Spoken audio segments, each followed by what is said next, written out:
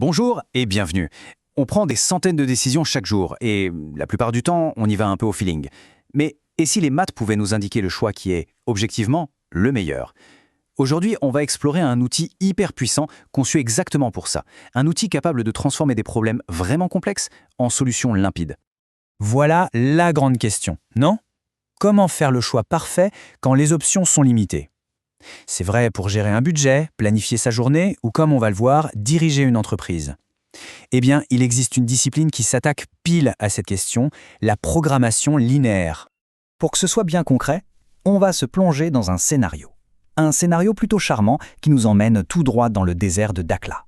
C'est le cas d'école parfait pour voir cette méthode en action. Alors, voilà le défi du jour. D'un côté, on a des ressources limitées. Une certaine quantité de lait, un certain nombre d'heures de travail. Pas plus. De l'autre, deux produits possibles, du fromage et du beurre. Et bien sûr, chacun a son propre profit. La question est simple. Comment on trouve la combinaison parfaite pour maximiser les gains? Face à un problème comme ça, on pourrait essayer à tâtons, faire des essais. Mais il existe un outil mathématique qui est fait exprès pour trouver la réponse exacte, sans deviner. Et cet outil, c'est ce qu'on appelle la programmation linéaire. Bon, dit comme ça peut paraître un peu technique, mais en fait l'idée est très simple. C'est une méthode qui permet de trouver la meilleure façon d'utiliser des ressources qui sont limitées pour atteindre un objectif précis. Par exemple, le profit le plus élevé ou alors le coût le plus bas. Le mot-clé ici, c'est optimisation. J'adore cette analogie, elle est parfaite. Un GPS, ça trouve le chemin le plus rapide en tenant compte du trafic, des routes fermées, bref, des contraintes. Eh bien, la programmation linéaire, c'est pareil, mais pour les décisions d'une entreprise. Elle navigue à travers les contraintes de ressources pour trouver la voie la plus rentable. Bon, assez parlé théorie, passons à la pratique. On va maintenant prendre le casse-tête de notre coopérative et le traduire en langage mathématique. C'est la première étape qu'on appelle la modélisation. Pour construire ce modèle, c'est toujours la même recette, en 3 étapes. 1. On identifie ce sur quoi on peut agir. Ici, c'est les quantités de fromage et de beurre. 2. On liste nos limites, nos fameuses contraintes. Ici, c'est le lait et les heures de travail. Et 3. On définit clairement ce qu'on cherche à faire. Dans notre cas, maximiser le profit. Et ce tableau, il est génial parce qu'il résume tout en un clin d'œil. On va poser nos variables, on va dire que x1 c'est le nombre de kilos de fromage et x2 le nombre de kilos de beurre.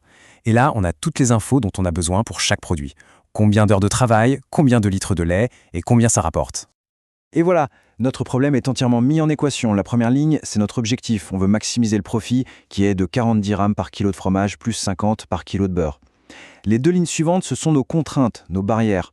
On ne peut pas utiliser plus de 40 heures de travail, ni plus de 120 litres de lait.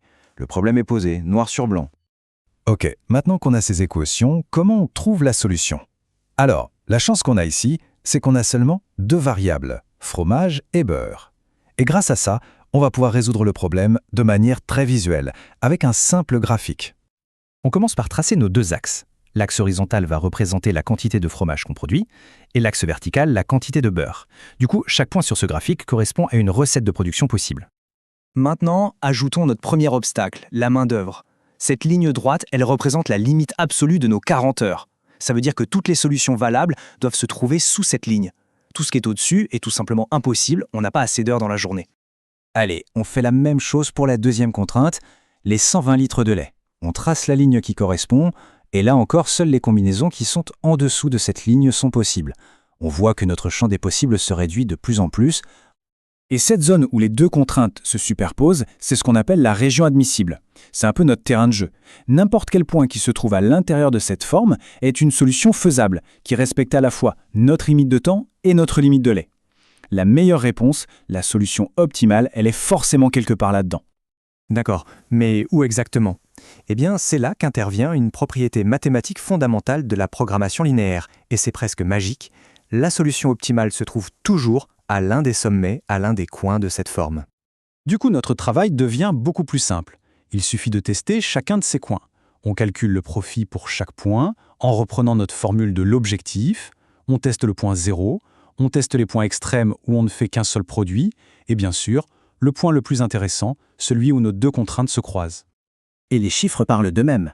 Le profit le plus élevé que la coopérative peut espérer, c'est 1370 dirhams par jour. C'est notre maximum, notre optimum. Et voilà la réponse, claire, nette et précise. Et ce qui est fascinant, c'est que la solution n'était pas évidente. Ce n'est pas de tout miser sur le beurre, même s'il rapporte plus au kilo. Non, l'équilibre parfait, celui qui tient compte de toutes les contraintes, c'est 24 kg de fromage et 8 kg de beurre. Ce qui est formidable avec cet exemple, c'est que ce petit problème de coopérative illustre en fait un principe utilisé tous les jours par les plus grandes entreprises du monde. La logique est la même, c'est juste l'échelle qui change. Au fond, qu'on gère du lait de Chamel ou une chaîne logistique mondiale, le défi est le même. Comment allouer au milieu des ressources limitées pour avoir le meilleur résultat? Les multinationales, elles, font juste tourner des modèles avec des milliers de variables et de contraintes. En fait, la programmation linéaire est absolument partout. Elle optimise les tournées des camions de livraison, elle planifie la production dans les usines, elle aide les financiers à construire des portefeuilles équilibrés et elle gère même les réseaux électriques. C'est vraiment un des piliers de l'efficacité du monde moderne.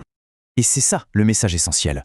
Dans un monde où, par définition, les ressources sont toujours limitées, la programmation linéaire nous donne une sorte de boussole mathématique.